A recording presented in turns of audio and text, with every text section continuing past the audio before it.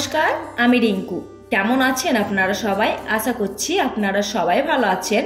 আপনাদের ভালোবাসায় আমার পরিবারও সবাই খুব ভালো আছে। আরএস ফ্যামিলি সুন্দর আরও একটি ব্লগে আপনাদের সকলকে অনেক অনেক স্বাগত আর ভালোবাসা জানাই। আজকে হচ্ছে শুক্রবার আর আজকে এই সকালবেলা থেকেই ব্লগটি শুরু করলাম। সবার প্রথমে একটু ফ্রেশ হয়ে নিয়ে চেঞ্জ করে নিয়ে আর এখন একটু লেবু জল খেয়ে নিলাম। খেয়ে একটুও বসলাম না, তার কারণ বসতে গেলে দেরি হয়ে যাবে। আজকে আবার দিদি যাওয়ার আছে ভোট, এখানে আজকে ভোট আছে, তো সেই জন্য সকাল করে আজকে কাজগুলো হালকা হাতে একটু করে সেরে নিয়ে রান্না বান্নাটার দিকে যাব। তার কারণ হাজব্যান্ড ভোট দিয়ে তারপরে ডিউটি যাবে, সেই জন্য আজকে একটু ভাত নিয়ে যাবে বলেছে। বাসি ঘরদোরটা একটু সুন্দর করে ঝাড়ু লাগিয়ে দিয়ে তারপরেতে হাজব্যান্ডকে একটু চা করে দিচ্ছি।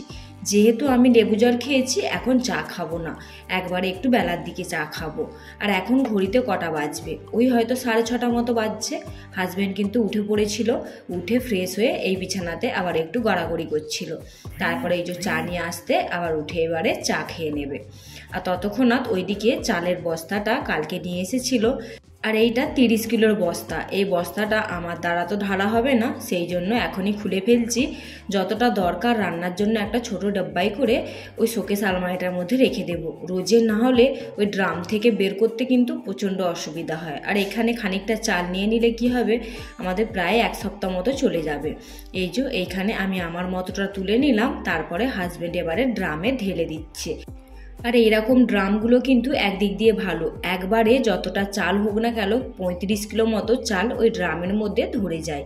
তো যেহেতু 30 কিলোর বস্তা, সেহেতু খুব কিন্তু ভালোভাবে ধরে গেল। আর এই তো সাথে টুকিটাকি জিনিস ছিল, সেগুলোকে এবারে রিফিল করে নেব। এই তো এখানে আছে বিস্কুট, আর আছে একটু ঠাকুরের তেল, মানে পুজো সন্ধে দেওয়ার তেল, আর আছে এখানে মসুরির ডাল, আর আছে টিস্যু পেপার, সার্ফ, হলুদ, লঙ্কা, ধনে গুঁড়ো, সর্ষের তেল, আর আছে মুড়ি। মুড়িটা ভালো ছিল বলে মুড়িটা অনেকটা পরিমাণে নিয়ে এসেছে। আর এই তো এখানে তেলটা ঢাললাম, একবারে কিন্তু ভর্তি ভর্তি হয়ে গেছে। সেই জন্য যেখানে মানে যেটাতে রান্না করি সবসময় ইউজ করি, সেইটাতে একটু ঢেলে নিলাম, দিয়ে এবারে কন্টেনারে করে রেখে দেব। আর এই তো এখানেতে ডালটাও ঢেলে নিলাম। এরপরে কিন্তু এই যে মশলাগুলো মানে হলুদ, লঙ্কা, ধনে গুঁড়ো, এগুলো এখনও ইউজের জন্য আছে, তো সেই জন্য এইখানেতে রেখে দিলাম এইভাবে প্যাকেটের মধ্যেই।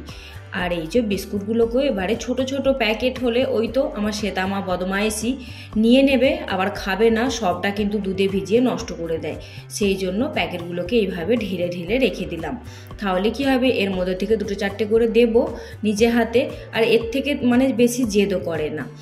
আর এই ডাব্বাগুলোর সাইজটা যেহেতু বড়, সেহেতু দেখুন 1 প্যাকেট বিস্কুট পুরোটা কিন্তু এর মধ্যে এসে গেল। আর এই তো এবারে সার্ফের প্যাকেটটা পুরোটা এই ডাব্বার মধ্যে ঢেলে দিলাম। যেহেতু এটা বাইরে থাকে, বাথরুমের ডাব্বাতে এর থেকে নিয়ে যেয়ে ঢেলে নেব। আর এইখানেতে মুড়িটা ঢেলে নিলাম। এর আগে ছোট ডাব্বায় একটা মুড়ি ঢাললাম, ওইটা কিন্তু দেশের মুড়ি, বাপি মারা যখন এসেছিল তখন দেশের থেকে এনেছিল। আর এই হচ্ছে লিচুর জুস, এটা একটু ফ্রিজে রেখে দিলাম, হালকা ঠান্ডা হলে তারপরে বাচ্চাদেরকে দিয়ে দেব। আর এই তো প্রায় আসলাম 1.5 ঘন্টা পরেতে।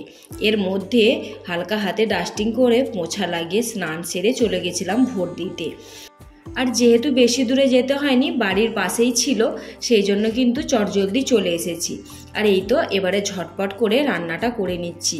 আর আমি যাওয়ার আগে ডাল ভাতটা করে গিয়েছিলাম, সেই জন্য একটু সুবিধা।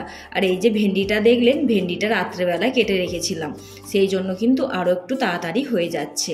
আর এই তো একদম সিম্পলভাবে বানাবো, ভেন্ডি, আলু, একটু সর্ষে পোস্ত। আর এই তো আলুটা কাটলাম, পেঁয়াজটা কাটলাম, এরই মধ্যে কিন্তু আমার ভেন্ডিটা ভাজাও হয়ে গেছে। এবারে তুলে নেব, তুলে নিয়ে এরপরে কিন্তু একবারে বসিয়ে দেব। আর এই তো কড়াতে দিয়ে দিলাম তেল, আর যেহেতু কড়া গরম আছে সেহেতু অপেক্ষা করতে হচ্ছে না। এতে দিয়ে দিলাম একটু জিরে, আর এই তো ডুমো ডুমো করে যে পেঁয়াজটা কাটলাম সেই পেঁয়াজটা দিলাম। পেঁয়াজটাকে একটু হালকা ভাজা ভাজা করে আলুগুলোকে দিয়ে দেব। আলুগুলোকে পেঁয়াজটাকে একটু ওরই মধ্যে হালকা হালকা ভাজা ভাজা করব। দিয়ে ওর মধ্যে দেব এই একটাই টমেটো, বেশি টমেটো দেব না। অল্প করে টমেটম দিলে হালকা টকটক হবে, খেতে ভালো লাগবে। আর এই যে কড়াটায় রান্না করছি, এই কড়াটা আমাকে এত ভালো লাগে বন্ধুরা যে কি বলবো। এই কড়াটা আমার মা এনেছিল দেশ থেকে।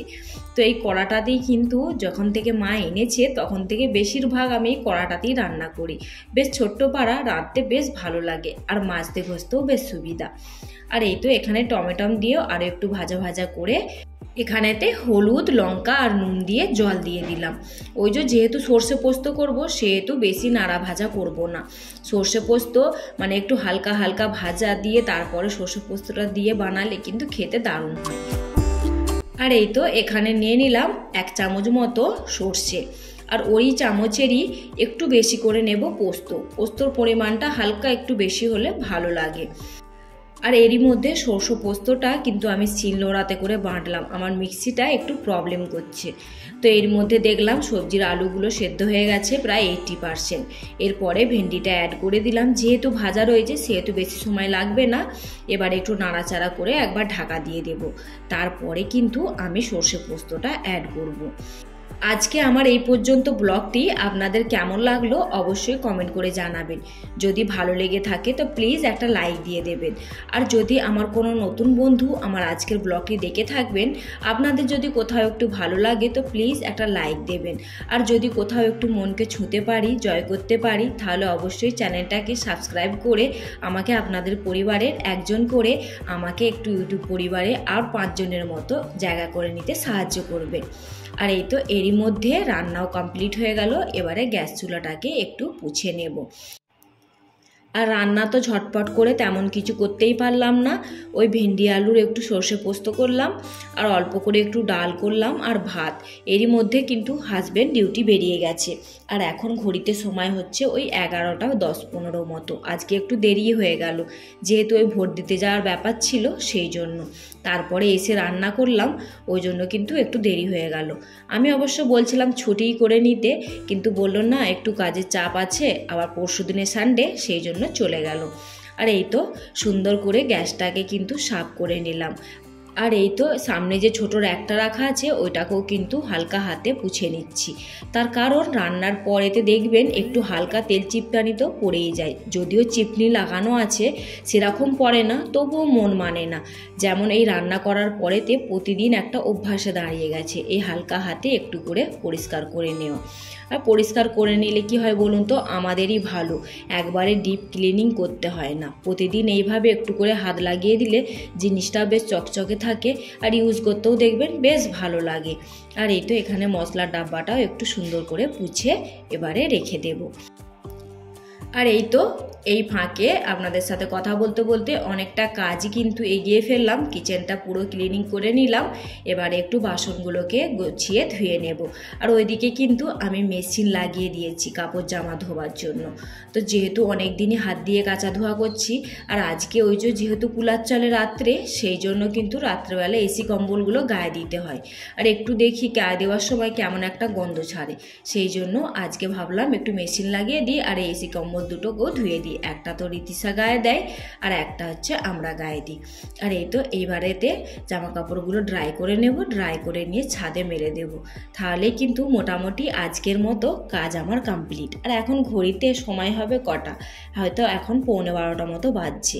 যেহেতু ভোট দিতে গেলাম সেই জন্য একটু দেরি, না হলে কিন্তু আমার 11টার মধ্যে সমস্ত কাজ কিন্তু গুছানো হয়ে যায়।